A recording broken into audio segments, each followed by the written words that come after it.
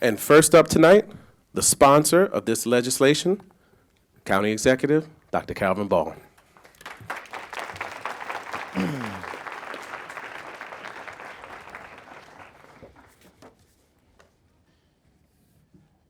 Good evening and thank you, Mr. Chairman, Madam Vice Chair, esteemed council members. Thank you for the opportunity to share testimony this evening in support of Council Bill 16.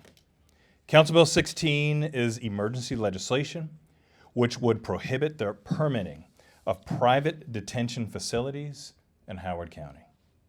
The retrofitting of private office buildings for detention use without sufficient transparency, public input, or clear oversight is deeply troubling.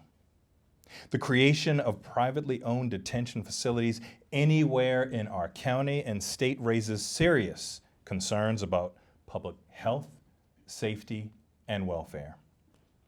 In Howard County, we are aware that a private company is currently renovating an office building located within an existing office park in Elkridge, with plans, we believe, to transform the building into a detention center for the U.S. Immigrations and Customs Enforcement.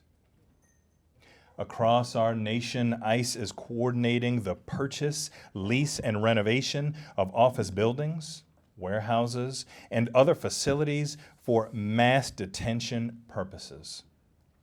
The current federal administration is investing approximately $45 billion to aid in this expansion across our state and our nation. We know from public information data released by the federal government that these tactics are not exclusively about going after convicted criminals. A recent report from the American Immigration Council has shown a nearly 2,500% increase in the number of people with no criminal record being held in ICE detention on any given day. In fact, ICE is now detaining more people with no criminal convictions or charges than they are with people who are convicted of a crime. Howard County is just one jurisdiction affected by the administration's nationwide transformation of office buildings and warehouses into detention centers not intended for human beings. As local leaders, it is our responsibility to make land use decisions that are not only right for our community, but uphold human dignity.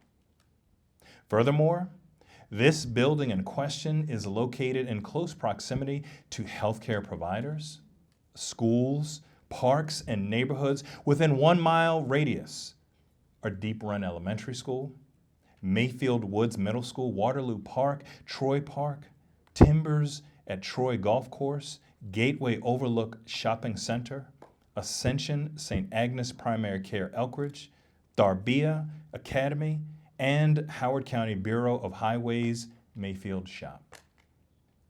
The siting of a detention facility near these locations raises additional serious and legitimate concerns about community safety, to include the safety of the most vulnerable members of our community.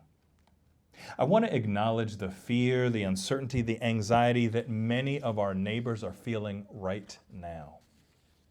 Fear of being targeted, fear of being separated from loved ones, fear that simply going to work or school or even asking for help could put them at risk.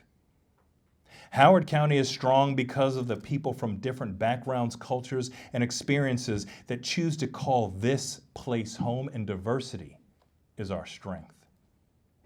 And I unequivocally believe that the civil rights of every Howard County resident must be protected without exception.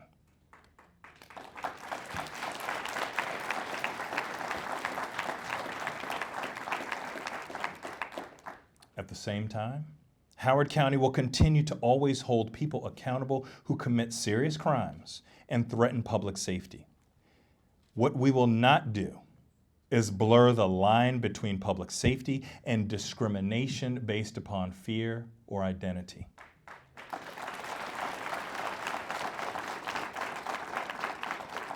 Safety and humanity should go hand in hand. And tonight I ask the council's support also for Council Bill 17, the emergency legislation introduced by Councilmember Walsh and which will be co-sponsored by the administration. CB17 strengthens the Liberty Act in several key ways. The legislation requires the county to develop and publish certain guidance related to immigration enforcement action at county facilities and property. It requires county departments to adopt certain policies consistent with the county executive's guidance on immigration enforcement at county facilities and property.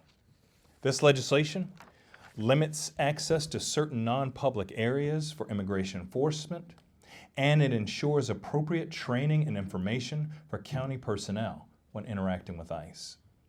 This legislation does not restrict, obstruct, or interfere with federal enforcement activity when permitted by law or a valid judicial warrant that has been issued by the courts.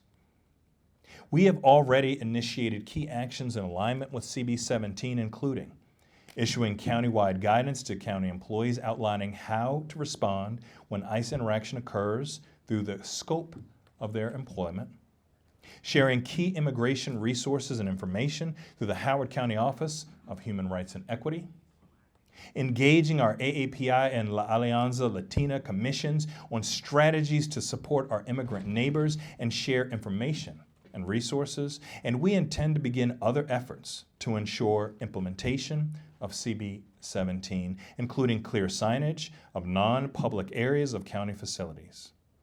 I want to thank the County Council for your close collaboration in advancing this emergency legislation expeditiously.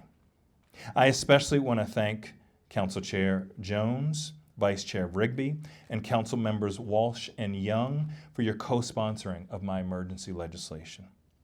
I want to thank our state delegation and the governor's office who have been incredible partners as we have worked collaboratively on state legislation to address concerns during the Maryland General Assembly. And finally, I want to commend our federal delegation for their collaboration and support throughout this process. Howard County is at its strongest when we lead with courage and compassion at the same time. When we refuse to be silent, when we choose people over panic, values over fear. We have always understood who we protect, how we govern, and where we draw our lines underscore our values. Tonight, we are drawing that line clearly. We will protect public safety without sacrificing humanity. We will uphold the rule of law without surrendering our conscience, and we will not allow fear, secrecy, cruelty to define who we are as a community.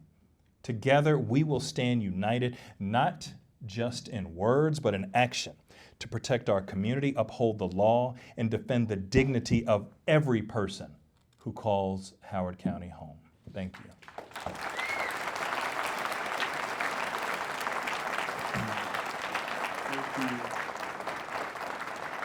Thank you, Dr.